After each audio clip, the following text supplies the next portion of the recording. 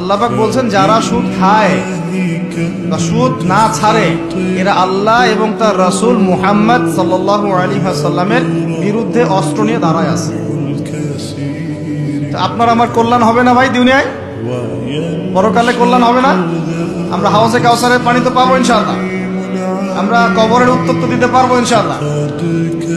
আমাদের জন্য নবী সাল্লাল্লাহু আলাইহি ওয়াসাল্লাম সুপারিশ তো করবেন ইনশাআল্লাহ, সুপারিশ তো নবীজি করবেন, এটা ঠিক আছে, এটা তো ঠিক আছে। কিন্তু কোরআনে যে আল্লাহ পাক বললেন সুদ যদি তোমরা না ছাড়ো তাহলে জেনে রেখো তোমরা আল্লাহ এবং তার রাসূলের বিরুদ্ধে যুদ্ধ করতেছো। এখন এটা আমরা কিভাবে আল্লাহ পাককে বুঝ দিব? দুনিয়াতে না বুঝ দিলাম, দুনিয়াতে হয়তো কারো ক্ষমতা আছে, জবানটা বন্ধ করে দিল, এই কথা বলতে পারবেন না, চুপ একদম, সম্ভব কিনা?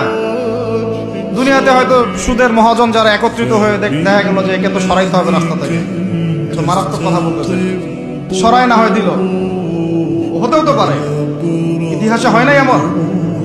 তারপরে কারো হয়তো দুনিয়াবি স্বার্থ আছে, বুঝাচ্ছে আমার বউ আছে, বাচ্চা আছে, চাকরি ফাকরি কেমনে ছাড়ি ইত্যাদি, সব না হয় বুঝলাম, আল্লাহ পাকের সামনে আপনি এখন কি বুঝটা দিবেন?